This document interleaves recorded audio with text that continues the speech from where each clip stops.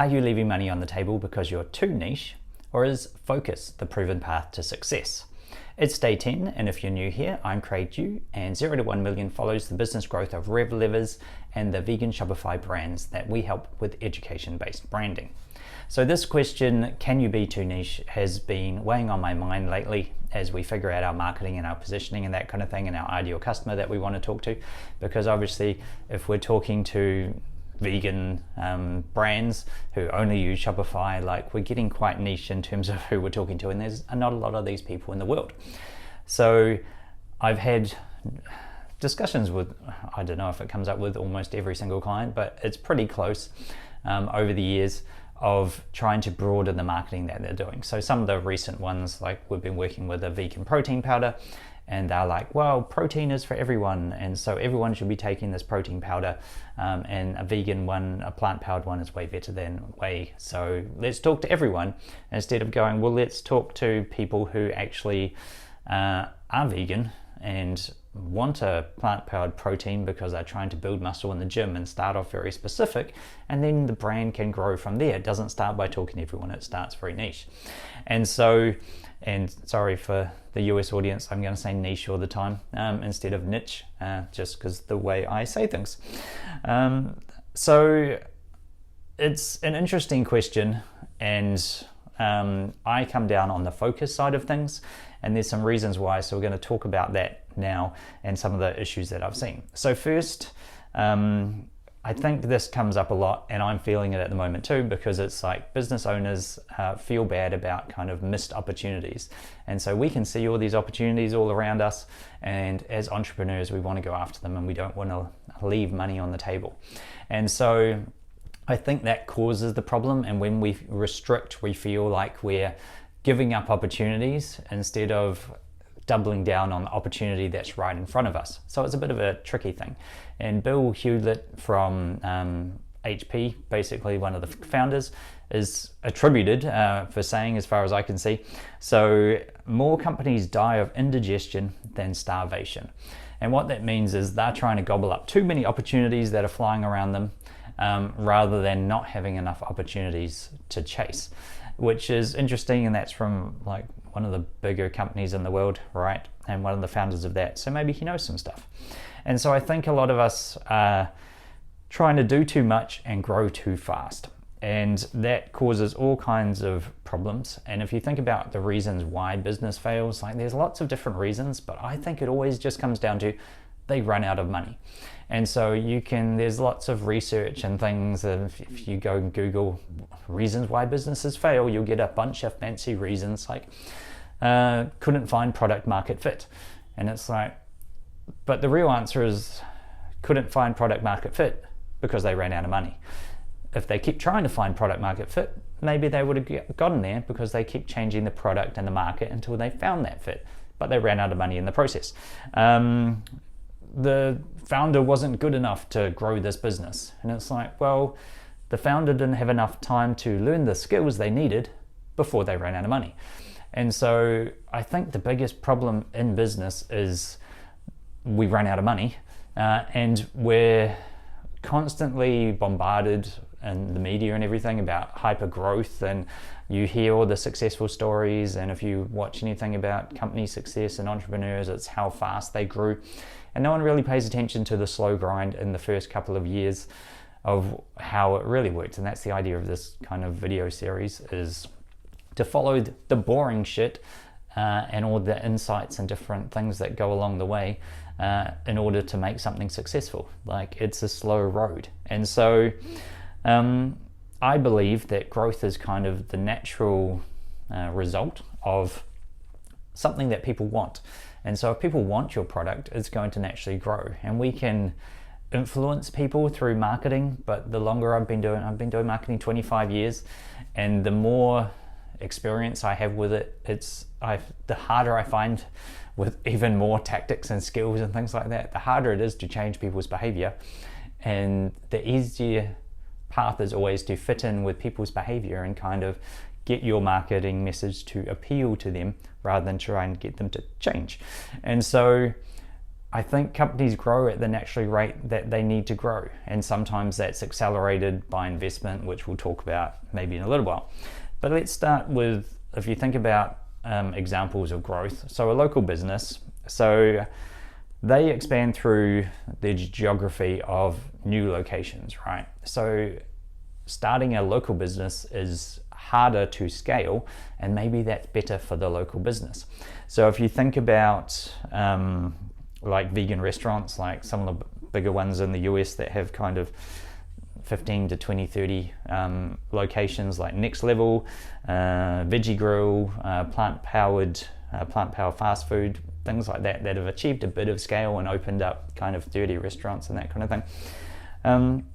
They do it by getting a really good restaurant in one location and then expanding it to a close by location.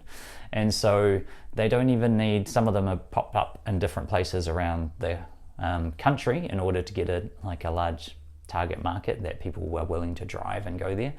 But often it's just about getting one really good franchise prototype, as Michael Gerber calls it in The E-Myth of Revisited, a very old business book that everyone should have read. And so it's making one store really great and then expanding it out. And that's the natural way. And we're constrained by capital when we want to open new locations. So you often have to make sure that location is really profitable and then use those funds to open the next location. Otherwise you get outside investment to fund it as well, which can make things complicated. Example, like I'm the assistant principal at the Kung Fu school here in New Zealand. So when I started just over 20, I think it was 21 years in January, there were 2 locations where my teacher taught in another location.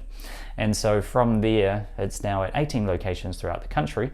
And by helping, like I've helped on the website and the digital marketing and building some of those systems, and they did a lot of work to build systems to build something that would grow. And it just grew naturally based on whoever, like we had black belts that developed and got to a certain stage where they could teach other people, and they moved to other places. So they opened locations and started teaching. And over the years, you've got people going in and out and all those kind of things. But it just got there naturally based on people wanted to teach Kung Fu, and so they went to locations and they taught Kung Fu and people wanted to learn it. And it works. And there was never a goal of like, let's have like tons and tons of locations. It was just natural growth. And I think if we all took that attitude in business, we'd be a lot better off and more businesses would survive for the long term. And we're not even a business, like we're just like you could say a not-for-profit, but it's not fancy registered or anything like that. But it's not about the money, it's about spreading the message of Kung Fu with people. If you think about the tech market, right, and you think, so there's some of these big billion-dollar unicorns and all that kind of stuff that everyone talks about. So Facebook started in Harvard. So I checked the years that they were founded, 2004 off the top of my head. They had about 19,000 students in Harvard. So that was their target market. In the very beginning, they just wanted to be the connector in Harvard. And because it was so specific and so detailed, they had 1,000 people join in the first 24 hours. So they benefited from, it's a network effects business where it's more valuable if you're in Facebook, if all your friends are in Facebook. So you're going to invite all your friends and they're going to invite their friends, kind of like, you probably don't know what a fax machine is, but fax machine was the same way. 1 fax machine is not valuable, 2 is more valuable. When everyone has a fax machine, it's a lot more valuable. And that's like one of the keys to Facebook's rapid growth. But they started with a very small market and then it expanded from there into like, I think it was Yale was the next one, and different colleges and Ivy League colleges, then other colleges, and then around the US and to other countries after that. And so even in these big businesses, they usually start local in some way or some highly targeted market. You could think about, I think like Uber started in like Silicon Valley with, I think Lyft as well, but they were just in one location because you've got to get enough cars and enough people wanting rides and enough drivers all in one location to make it work, and then you can scale it. And obviously if you pump billions of dollars into it, then it can scale faster. But sometimes that just kills the whole business as well because it's a race for scale. And you're probably not in a massive tech business. We've seen this in like the vegan, plant-based market where a lot of investors have pumped a whole bunch of money in. It's our latest, like, we go through booms all the time, like the .com boom, where everyone just threw money at websites and went, oh, the internet's going to do everything for us, and so let's just pump money into it. And we've gone through this phase of everyone's going to become vegan instantly, and so let's pump like billions of dollars into this industry where we don't have enough vegans to support it yet. Like, it's going to be a growth and it's going to take time. You're seeing it in AI now. It's the latest, hottest trend. People will pump billions of dollars into AI companies, and most of them won't go anywhere because it's not going to take over the world instantly. It will start to take over the world slowly, and it will take time to get there. And so even in tech and that kind of thing, that seems like it with rapid expansion, it's not as rapid as it seems. It's really finding that core customer and drilling into that. What I see in product-based businesses, so a lot of like vegans that like plant-based businesses that are creating products, is they try and scale too early. So I've seen, like if you look at most of the stories of every business, but product-based businesses, they start small, and so they're in a tiny little market. It might be like selling in a farmer's market, making stuff in their kitchen, that kind of thing, figuring out recipes, testing it. Then if they go to a store, it's trying to get it to perform in that store and sell well, and then they go to another store, rather than going, oh yeah, we're in Whole Foods now, and that's our first store, and we got a nationwide rollout, and oh crap, is it going to work? Like, that's a way to like set your business on fire, and it can either boom or it can bust based on getting delisted from all those stores really quickly.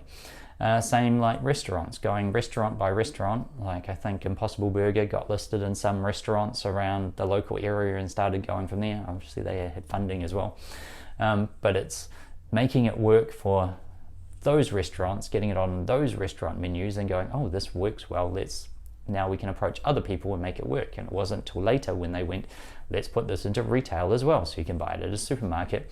They focused on different aspects of it and getting it working, including the ideal customer were kind of vegans going to restaurants who wanted a vegan alternative in a burger. And they went from having multiple different products they were launching to let's make the fake beef patty for burgers and put that focus in. So even when they had lots of funding, it was like trying to get that to work rather than trying to get everything to work at the same time. And so I've seen at least 3 plant-based like businesses basically die of indigestion recently. And so they get investment and then they go and put too much money into all these facilities to handle massive scale, and that they're going to sell so much stuff, and then the scale just never arrives because it takes time to grow a business and grow the demand that goes with it. And so they've all like used a little bit of that capacity that they had built, and then they can't afford to pay for all the expenses of it. Business doesn't scale, and then investors don't want to come and pump more money into it, so they run out of money and don't go anywhere. Even though they've got great products that people like, the indigestion has killed them rather than not having a great product. And so trying to figure out that puzzle for yourself is hard. Like, reaching that scale level and getting it right is difficult. That's why business is difficult. It doesn't matter if you have like, got to figure out the great product first, but then there's multiple challenges after that to get it to the next level. And so you've got to, if you get investment, you've got to treat the investment like the last dollar that you'll ever get. Don't assume that you're going to get more. It's very common, because you read all the Silicon Valley stuff and all the like VC things of like people going after second and third and fourth round of funding, and it's like, don't assume that you're going to be able to do that, because you've got to prove yourself at each level and be more focused on making a profit you can reinvest at those early levels, because that's what investors generally want to see, that the business is actually working and that you're not dying. It gets a little bit tricky because investments, like investors and VCs, want to make massive amounts of money in a short space of time, so they're pushing for scale a lot of the times. That can put some pressure on you. So it's not an easy road to navigate by any stretch of the imagination. Nothing in businesses.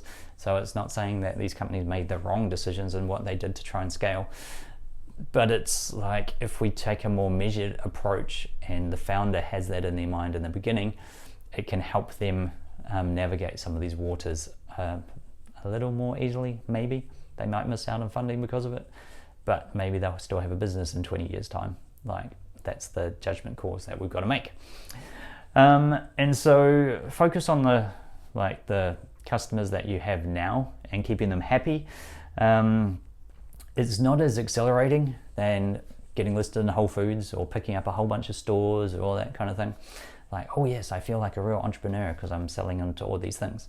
But keeping customers happy is what entrepreneur really does. And once you know, oh, when someone buys my product, like they hang around for 12 months, 24 months, 5 years, 10 years, like you have confidence in the product, and that you know when one store works, it's like, well, what we did in this store to make it work was like these free tasting things, and we advertised digitally around that store and all these little steps. So now when we do store 2, we can do the same thing. When we do store 3, we can do the same thing, and you can rinse and repeat your formula over and over again. And so to come back onto the niching thing, it's interesting to think about it. Well, what is like a niche and how should you figure this out? And so I saw a useful YouTube video the other day, talked about you have your industry at the first level. So for us, it's like marketing services would be our industry, I guess. And then you go down to your niche. So really that is e-commerce using Shopify for us. And so e-commerce, because I like e-commerce, but that digital branding aspect of it, my belief is that you should use your e-commerce to fund your retail presence by being able to make money on e-commerce, reinvest that in marketing, and then spread out into the retail presence, because you're going to make more money from retail, but it helps give you that digital footprint and pay for it in the process.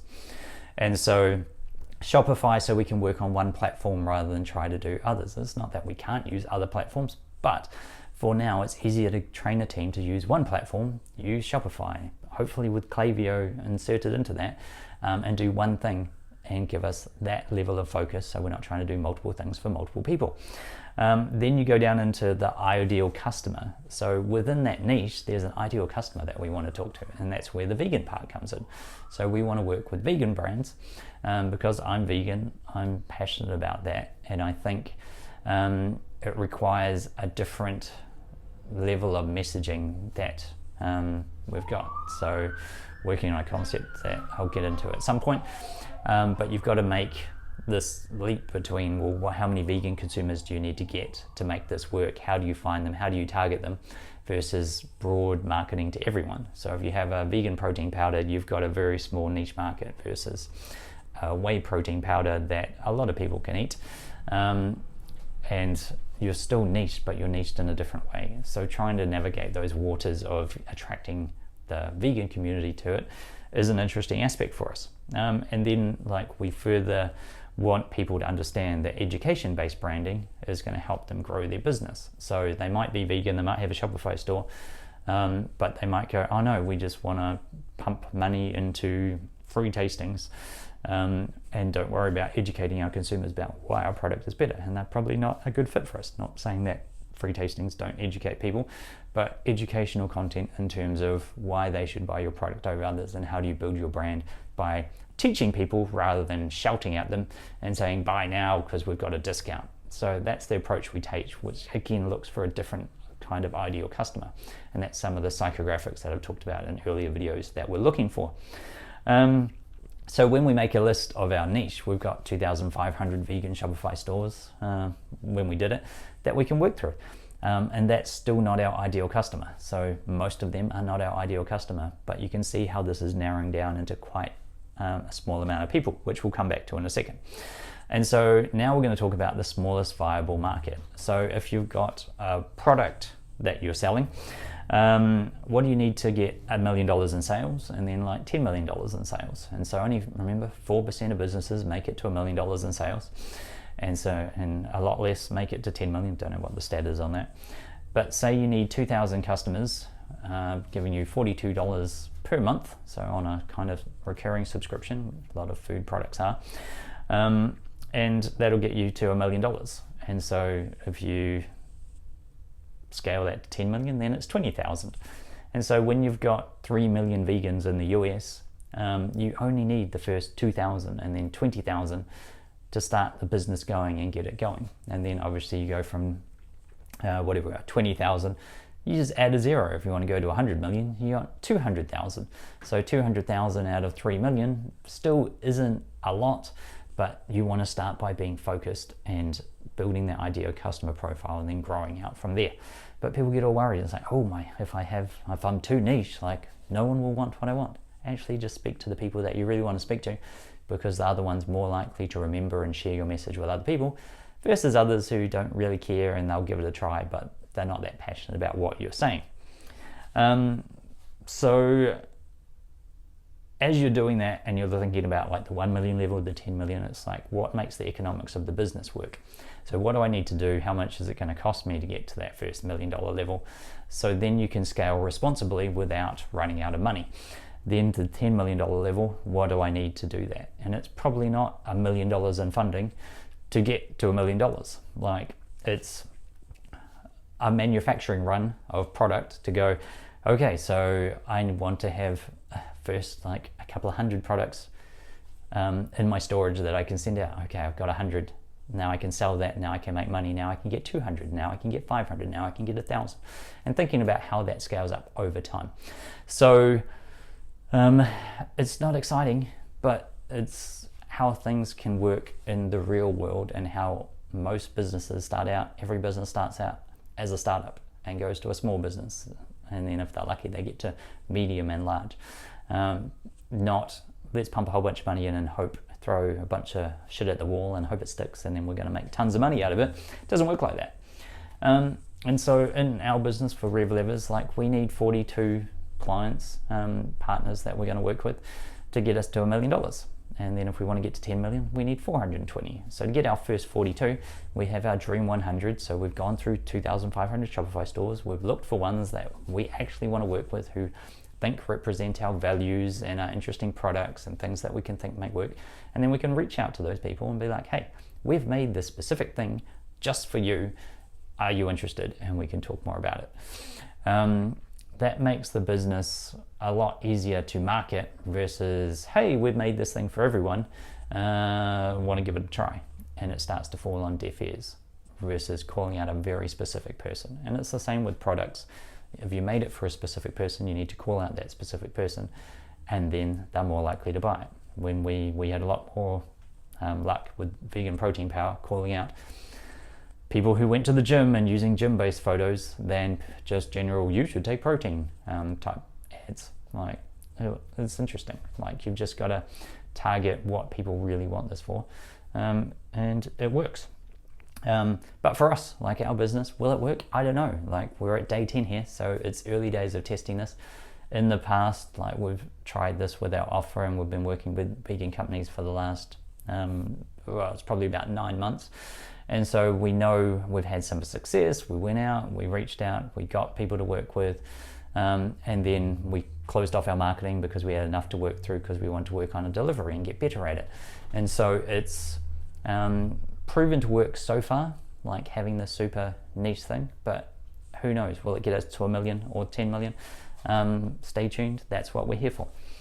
I believe so, otherwise wouldn't be doing it. So just to summarize, so remember that more companies die of indigestion than starvation.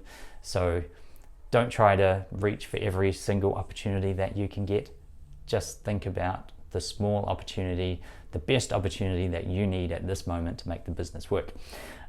Focus on your ideal customer. So think about who you're targeting from industry down to niche, down to actual ideal customer and who that messaging is for. So you've got a very specific offer for a very specific person, and you should have a lot more luck with that. And this is all so you don't run out of money in the process.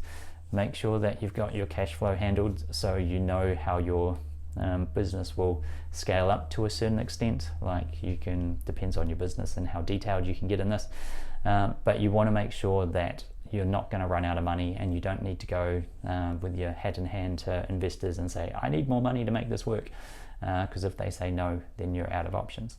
So how do you make it work with the least amount of money that you can put in possible? So with those 3 thoughts, I'll leave you, and we'll see you tomorrow.